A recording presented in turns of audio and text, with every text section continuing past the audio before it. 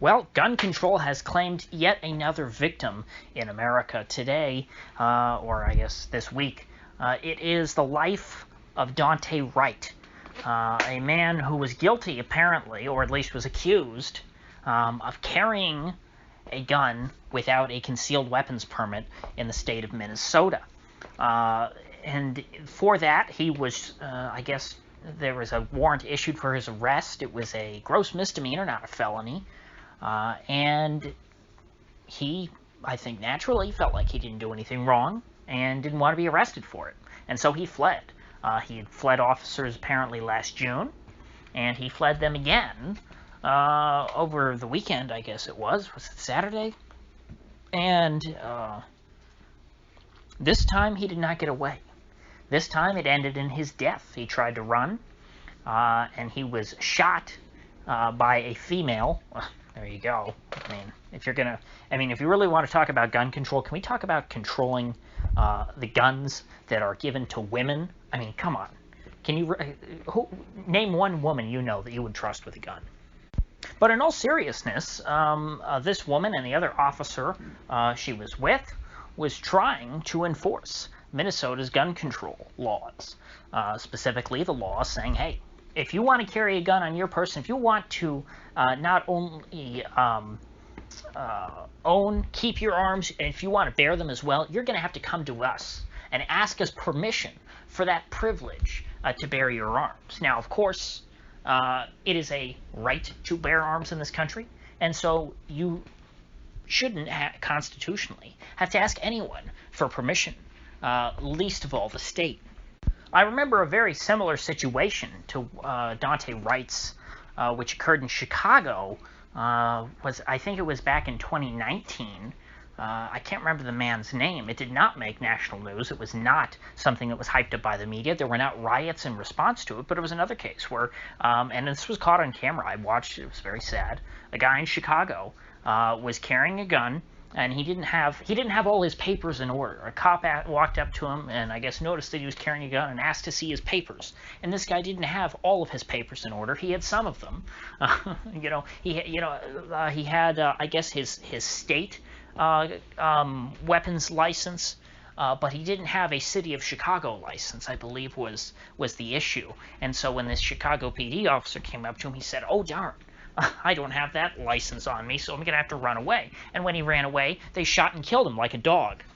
And I remember at the time thinking, well, I guess the reason why the media is not covering this, even though it was a black man who was killed, is because they don't want to expose sort of the dark side of Chicago gun control. But here, I guess because this case happened to have unfolded in Minnesota, near Minneapolis, I believe it was called Brooklyn Center or something. By the way, I don't like when towns take their name from bigger, more well-known towns. That's just something that kind of bothers me. It's like, if you're going to name a town, why not name it something unique? Kind of like St. Petersburg, Florida. Here, the legend goes that the two founders of the city were from Detroit, Michigan, and St. Petersburg, Russia, respectively. And I guess they had some kind of a bet on who was going to get to name the city. And ultimately, the guy from St. Petersburg won, and so they named the city St. Petersburg, and the guy from Detroit built a hotel called it the Detroit Hotel. It's a historic building in the area. But, I mean, seriously, why would either of them want to just rename their new city out of the towns that they grew up in? Sorry, got sidetracked there. But back to the Second Amendment here. This is very clearly a Second Amendment case. The media wants to instantly make it about racism, even though white women, which I assume that this female officer was white, I don't know that though, I assume she was white, are the most consciously, so-called anti-racist people in the country. They are the most woke people. They are the most cringeworthy, individuals in all of American society. And in fact, they also happen to largely support gun control. White women do. Just look at that Bloomberg-esque group, Moms Demand Action, who always want to take away everybody's guns.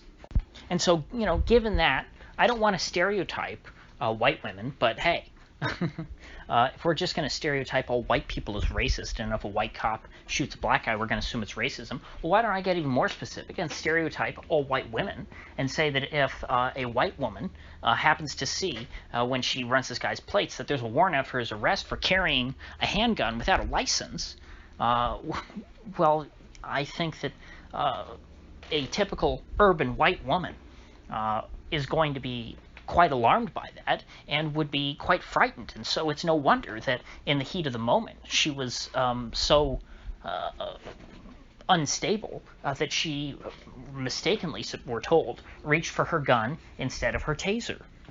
She was thinking to herself, this is an evil gun owner, a Second Amendment extremist who would go so far as to carry a gun on his person without having permission from the state. Of course, this is not quite as egregious, I guess, as the case of Philando Castile, who I believe was also from Minnesota, who was carrying a gun. It was in his car, and he had a license, and the cops shot and killed him. So poor old Philando Castile even did sort of kneel down and kiss the boots of the state and say, "Oh, please, state, will you give me permission?" And they graciously said, "Sure, Philando, here's your license," and then later on went and killed him anyway. That case also, I believe, did not lead to riots. So it's interesting that here we have this situation with Daunte Wright, where it is leading to riots. But the thing about the gun is it's not the headline anywhere. I happened to notice it in a New York Times article because I wanted to know what this warrant was for. Because when I was thinking, looking at this about this situation, hey, everyone's upset that there was a warrant out for this guy's arrest. They tell him, hey, you're under arrest, and he goes, oh damn, I don't want to be arrested. And so he jumps back in his car and drives away. And as he's trying to jump back in his car, cop shoots him, trying to stop him from fleeing. Now, I thought to myself, well, depending on what the warrant's for, that might make sense. It might make more sense. Hey, you want to stop this guy at all costs and not let him escape. Because, like, what if he was wanted for kidnapping a child or for murder or something like that? This could be a very dangerous individual. In which case, I would think, hey, it's justified to shoot him, even if it's in the back, because you can't let that guy get away if he's a really, really dangerous criminal, or, alleged criminal, because, of course, innocent until proven guilty in the United States, thankfully. And so I will go and do my homework, and I say, okay, well, what exactly was this warrant for? And I guess, oh, by the way, the police chief in this town, his name is Gannon.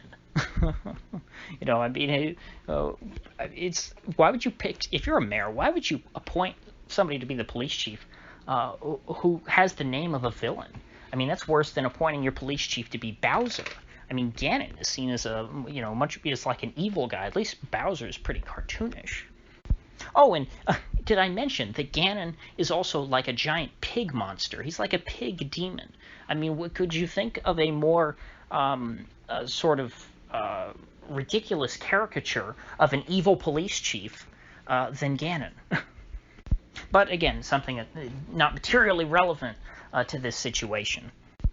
So he just said, hey, I don't know what the warrant was for. It's just a gross misdemeanor. That's all he said.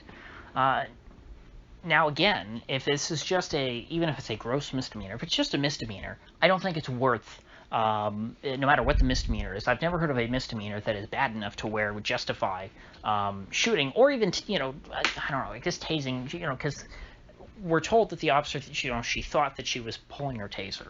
I don't know how you make that mistake, because, I mean, I would think that the police would be trained to know the difference when they're grabbing it from their belt, but when you've got the adrenaline going and maybe you haven't been in that kind of high-stress situation, you can make the mistake, even if they feel differently. And I'm not necessarily convinced that they would feel differently, because grips are, they have ergonomics engineers, and I would think that the pistol grips on most things these days are going to feel pretty similar. It's not like if you're grabbing a 1911 versus a Luger, you can tell what you're holding without opening your eyes. Whereas if it's a taser versus, a Glock on your hip, these days they might feel pretty similar.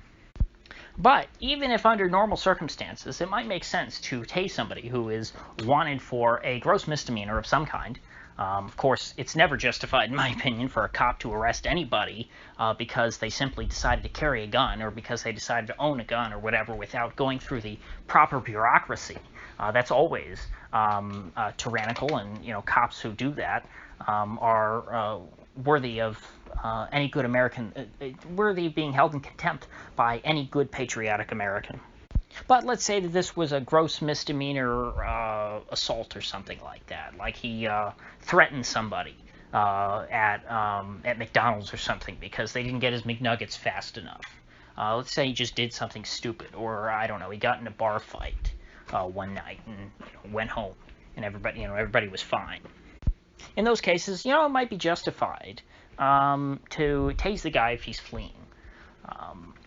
But given the current climate in America, especially the climate in Hennepin County, which I believe Brooklyn Center is still in Hennepin County, it's definitely in the Minneapolis area, and of course it's in Minnesota where we've seen all these riots, it is absolutely idiotic for a cop to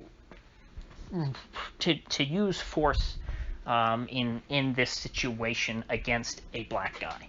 And I'm just, and purely based on race. If this was a white guy, I'd say, oh, you're fine. You're not risking anything.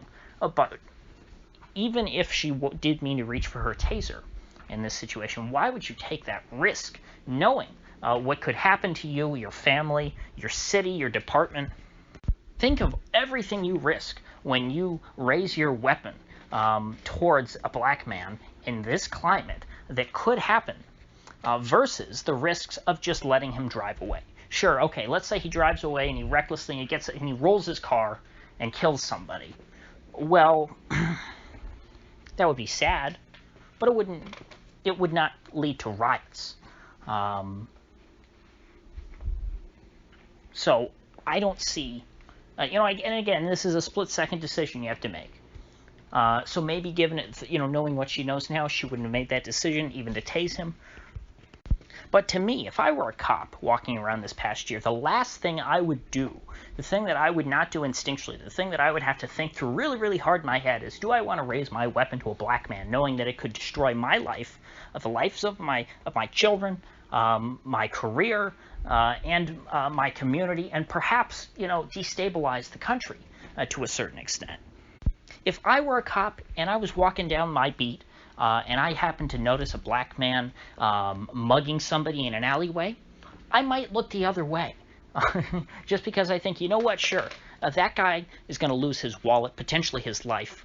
But if I intervene and try to stop that mugger, even if I'm totally justified, and this mugger's a really bad guy, by virtue of being a black man, if I shoot and kill him, or even if I shoot and don't kill him, like in the case of what happened in Kenosha, even if I just shoot him and he ends up in the hospital, there's going to be riots that destroy the city, and a whole lot more people are going to be hurt as a result of my actions than will be protected. And so if my instinct truly is to protect and serve, as the cops love to tell us, as they love to letter across their cars, which, by the way, is very expensive. I mean, that extra lettering of just the words protect and serve, if you add up the cost across all the police cars that say that, it costs a lot of money.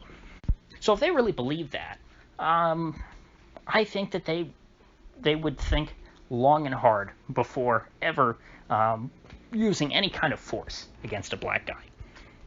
And you could say, but crime will go up, and people will become more people will become victims of crime. Well, that's already happened this year.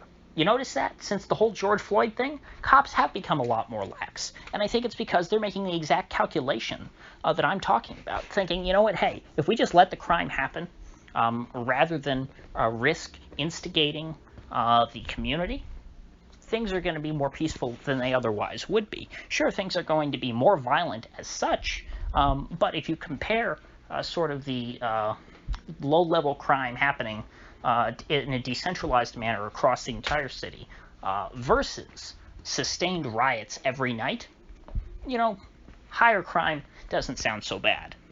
And that's the calculation that so many thousands of police officers, I think, probably have made over the past year. And they have been able to preserve a certain kind of peace that has just been completely destabilized by this woman's actions.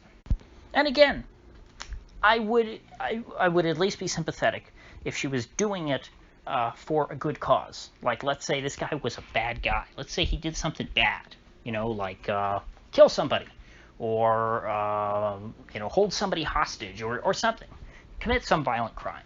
But the fact that she did it just because, oh, he carried a gun without a license it's infuriating, So not only was she enforcing a tyrannical law that should not exist, an unconstitutional law, a law that violates natural rights as well as constitutional rights, in doing so, in committing her act of tyranny, she set her city ablaze, her whole county ablaze, and which will result in pain and suffering for an untold number of people. Because I think I agree with Tim Pool in saying that I don't have any sympathy for this cop. Because this woman, if she hadn't shot and killed Daunte Wright, in pursuit of violating his Second Amendment rights, she would have done so to somebody else. Let's say, Joe the plumber down the street who's separated from his wife. And she gets angry one day and calls up the police and says, I think that Joe is unstable, and so you should go take his guns. And so she gets him red flagged. And this woman busts down Joe's door, and he just hears someone bash down his door, so he grabs his gun. She comes in, sees him with a gun, shoots and kills him.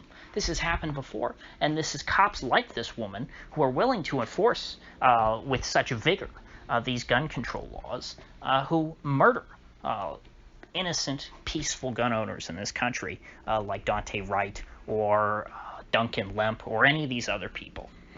Unfortunately, the National Rifle Association is a total joke. It's a sham of a partisan, money funneling organization, so they would never tap into this. But maybe some of the other gun rights organizations will tap into this as they should. I mean, there have been a lot of great cases of innocent, peaceful gun owners becoming victims of the gun control laws that are already on the books.